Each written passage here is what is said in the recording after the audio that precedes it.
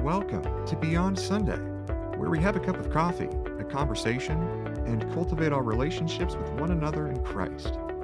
Beyond Sunday is a podcast ministry of Kindred Church, broadcasting to you from beautiful Orange County, California.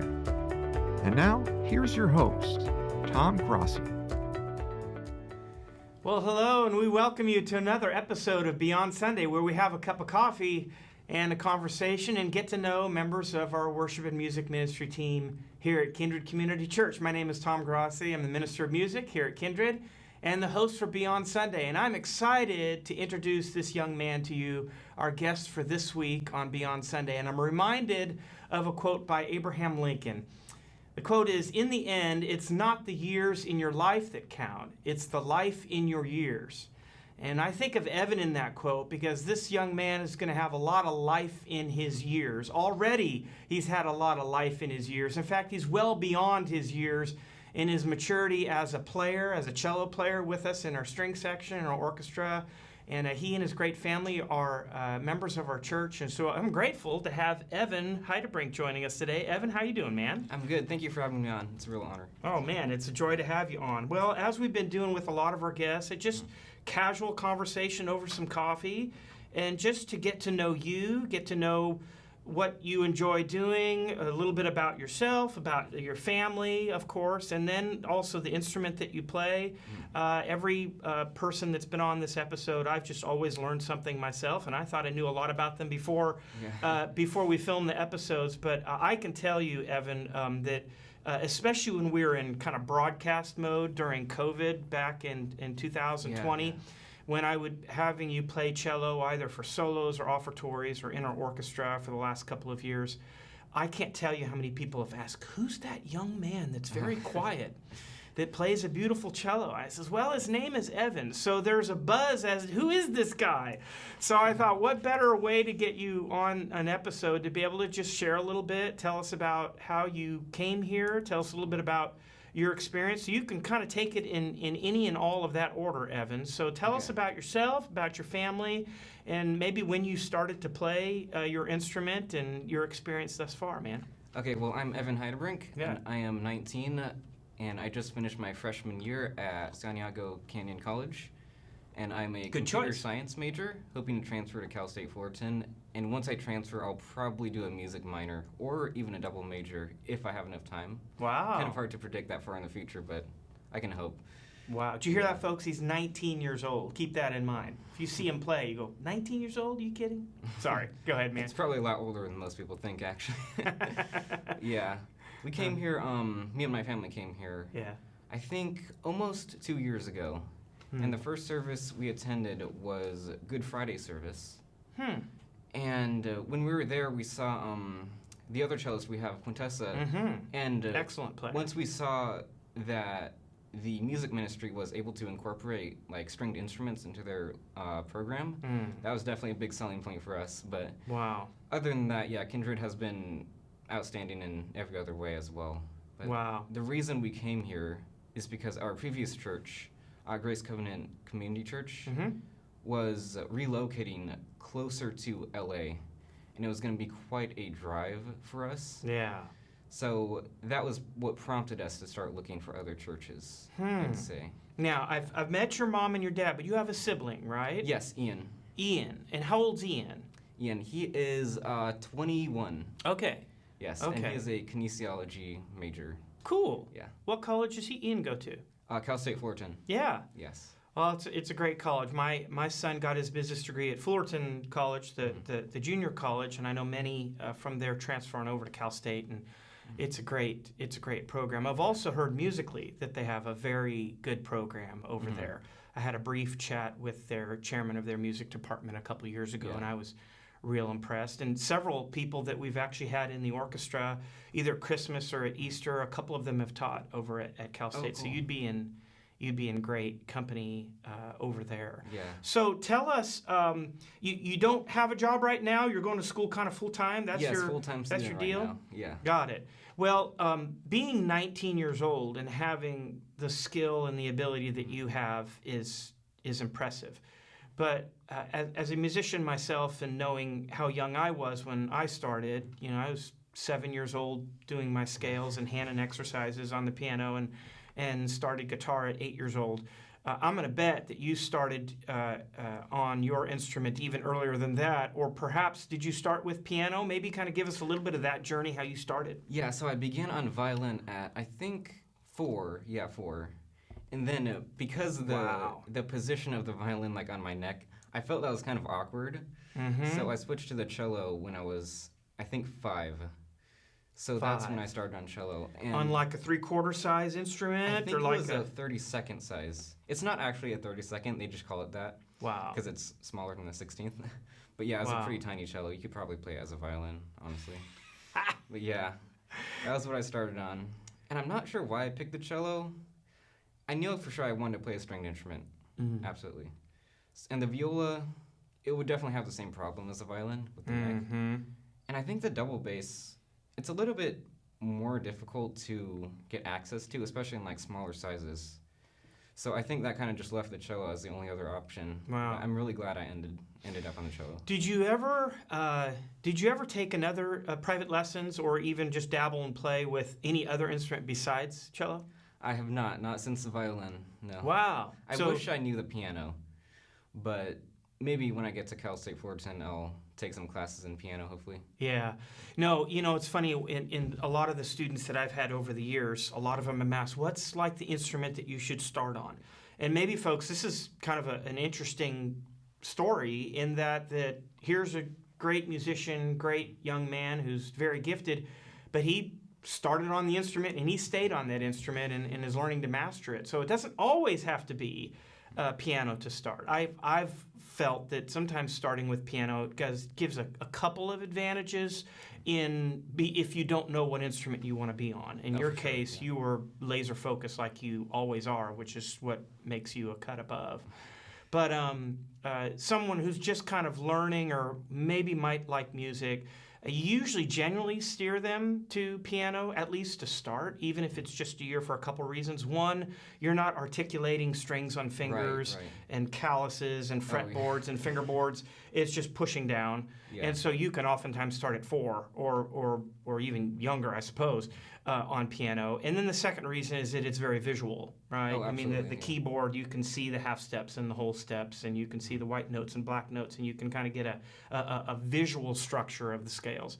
But it doesn't have to always be that way. So that's impressive. That's really cool. Now, tell us, I remember you coming to a rehearsal. I think it was for Kindred Christmas 2 years ago. Was it not? Was that your first time? Yeah, that was my first time playing for Kindred. Was Kindred Christmas with Steve Green. With Steve Green. Yeah, which I love that program. It was amazing. It was so special. And Carrie Yancey also was our guest on that. Yeah. And that was a blast to play with Steve Green. And you came in that rehearsal. I had heard that you were a part of a symphony, which I want you to touch on a little bit.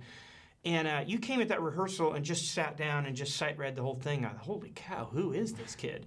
And at that time, you looked even younger than you look now. I thought you were like 13 years old and a prodigy is in our midst. Well, I still think a prodigy is in our midst, but you're a little bit older now. Yeah. So, but you were in a symphony then, right?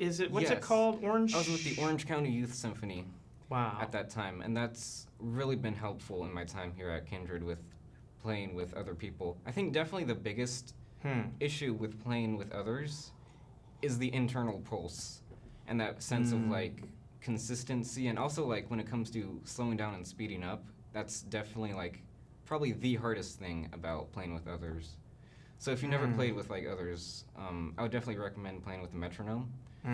That would be really helpful if you were to join the Kindred worship team.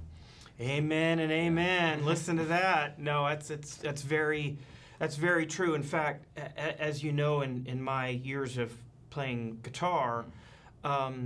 Oftentimes, it just seems to be the case. Sometimes with stringed instruments, we sort of do learn by people being around us, and we're challenged by people being around us.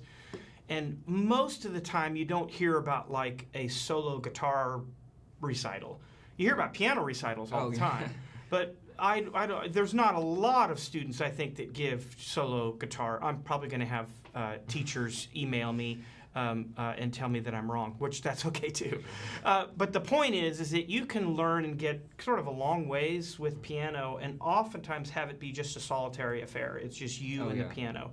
But oftentimes when you're playing stringed instruments, you find yourself pretty quickly around people and other musicians, and you kind of learn together, especially in a string section where you're playing in something of that nature. So in that Orange County Youth Symphony, at what age did you start, and was there an audition? Tell us a little bit about how that kind of worked. Yeah, so I started, I think, 3 years ago, and the audition process, it was pretty intensive, but in a good way. So like you went into like this empty concert hall with like a panel of, I think there's 3 judges, and you play your piece, and it's pretty nerve-wracking because it's like echoing all over the place, and you can hear every little detail. Do you choose the repertoire, or do they have sight reading repertoire? They choose the repertoire. They choose it.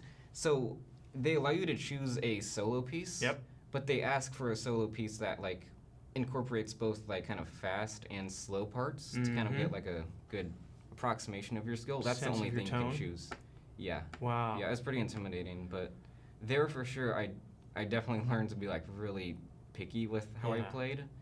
And also I learned that you really have to be in tune if you're going to play with other people. Like especially with like guitar and piano, they're always in tune no matter what. And with a fretless string instrument, and also singers, I'd say, you really have to be in tune as well. Otherwise, it's going to sound pretty obviously out of tune because of the harmonies and everything. Do you remember the piece that you auditioned with?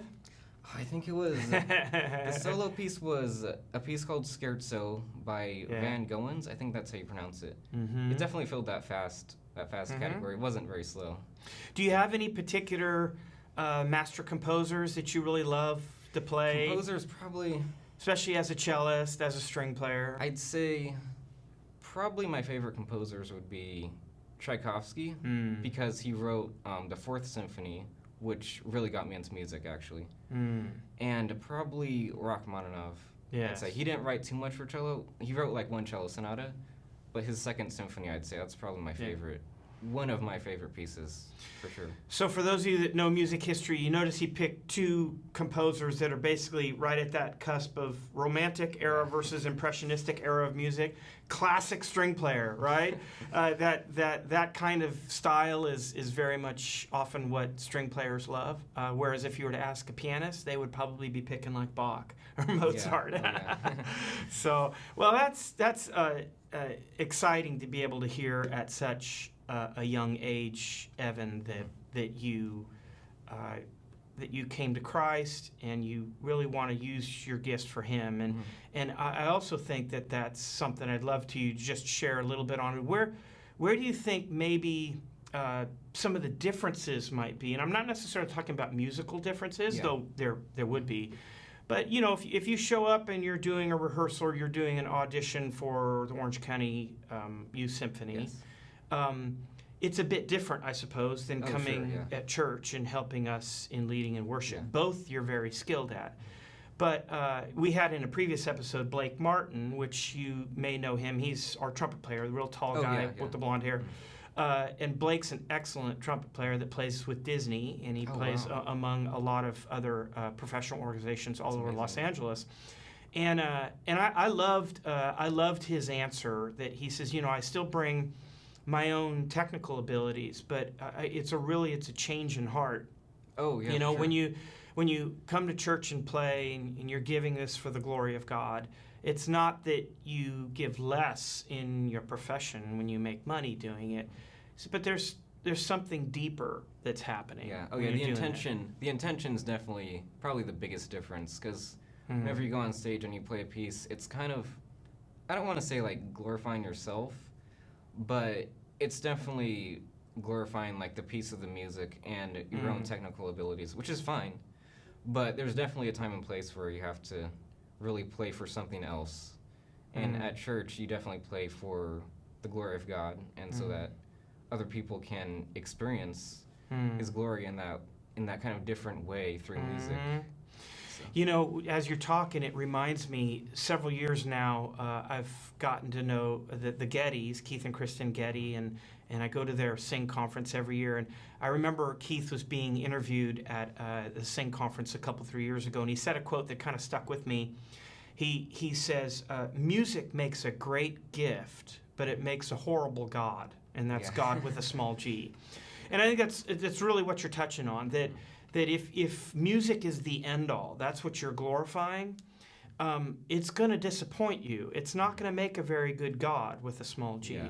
But it is a wonderful gift that God, capital G, gives us. Absolutely. But it's not, but it will leave you short. And I think that is something that I'd love for you. Again, you're 19 years old. You're young. You have, I think, just a super bright future in music, Evan. And I've told you this off camera, but I'll tell you this on camera as well too.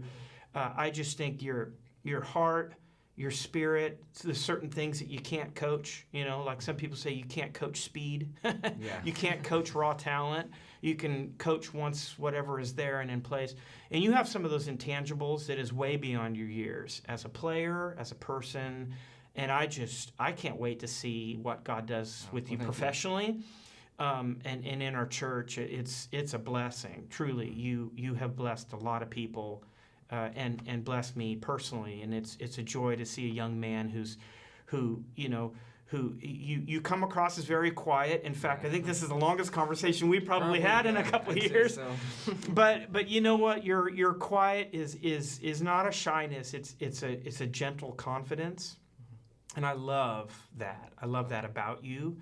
There are some times when someone who would have not even half of your talent and ability, but a really kind of a chatty braggadociousness to them, and they're just not that pleasant. And you are anything but that. So I'm grateful for that. What I would love for you to maybe just share is, like, what advice might you have of someone who either wants to play a stringed instrument, or maybe not a cello, but any kind of an instrument for that matter.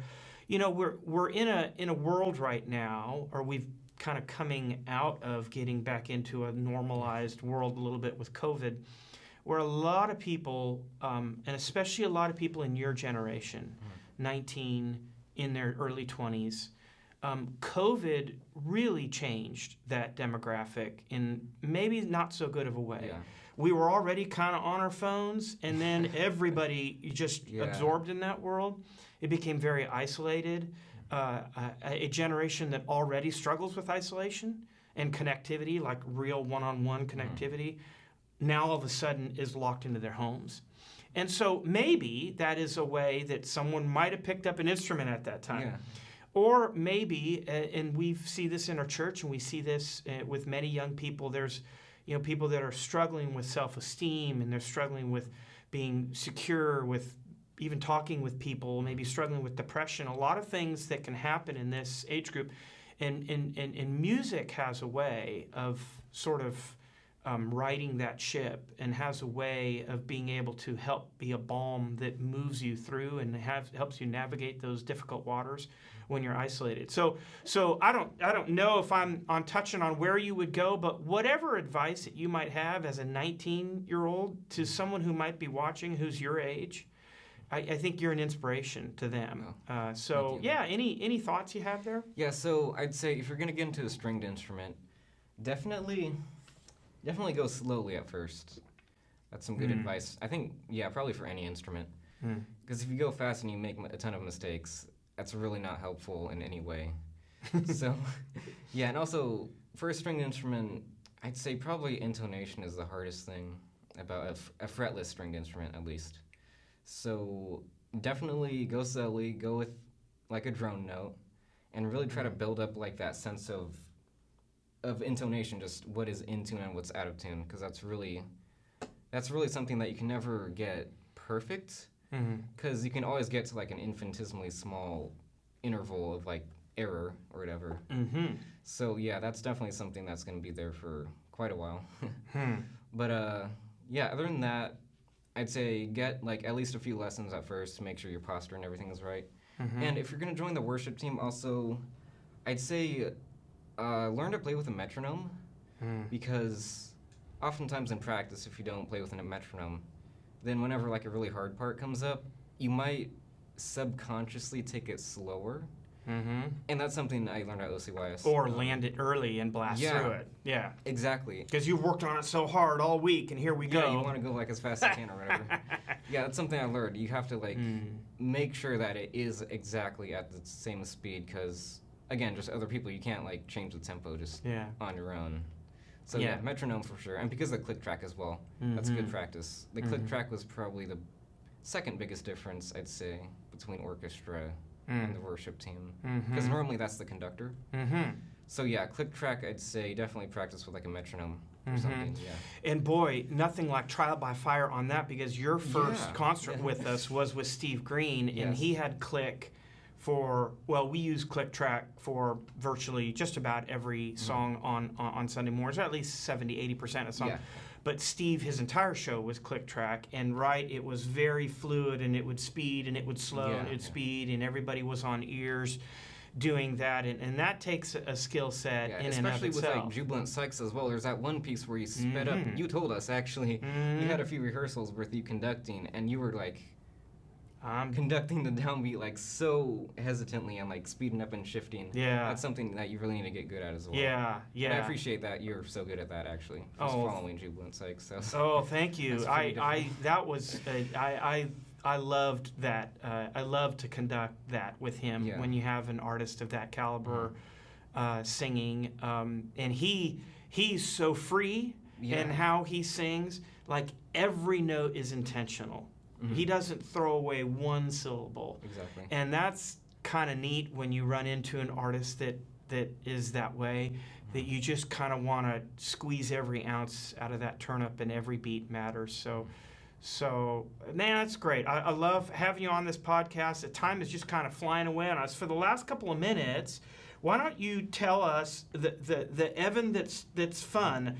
Well, you're fun. I mean, don't get me wrong, but I mean, what do you do for fun? What kind of hobbies do you have? You said you're in computer science is where you're at right now? Yes. So do you see that as probably going to be your career?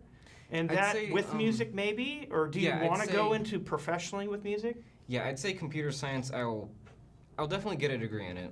And I'll probably pursue some kind of professional career. With music, yeah, I said I'm definitely going to get a minor, possibly a major, hopefully. And yeah, I would love to do that either as a side job or if it works out full-time, for sure as well. But yeah, as far as hobbies, I'd say probably just practicing. I don't really have time for anything else. But as far as like fun activities, I wouldn't really call this a hobby, but I'd say watching cinema. I took a cinema class this last semester. It was a lot of fun. Cool. And I took another one my senior year as well. So you study directors, and you study different kinds of history of cinematography, and all of that stuff.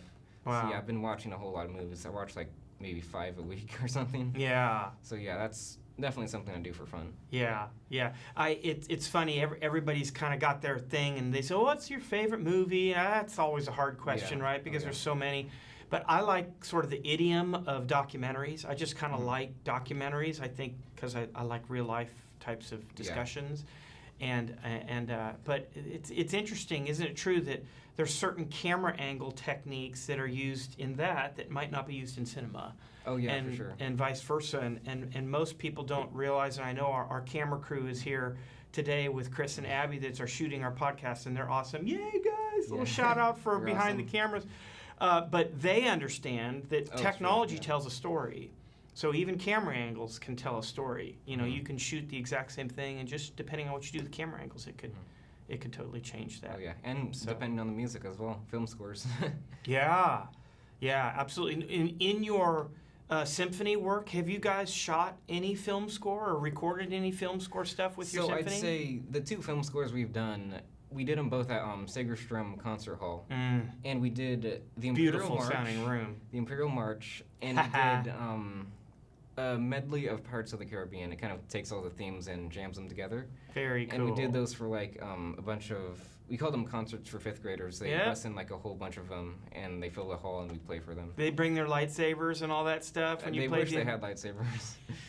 Yeah, those were a lot of fun for sure. So. Yeah, I've also seen live some of those kinds of performances where it's either Star Wars or Indiana Jones, kind of some classic John Williams type material, and it's a blast to watch.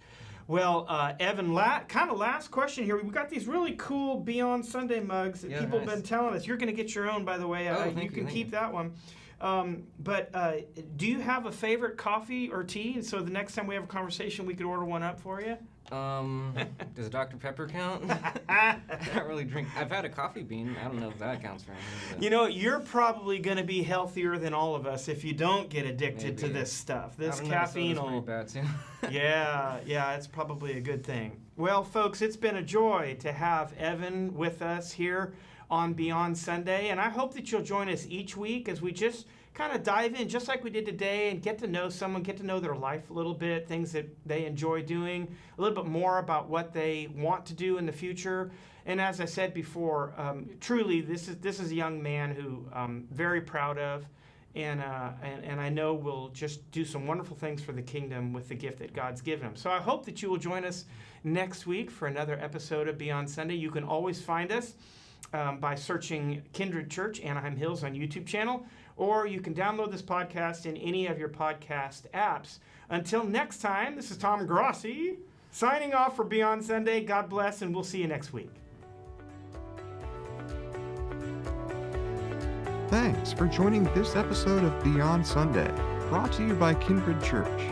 For updates and new episodes, subscribe to our YouTube channel at Kindred Church Anaheim Hills, or join us on Facebook or on our website at www.kindredchurch.org.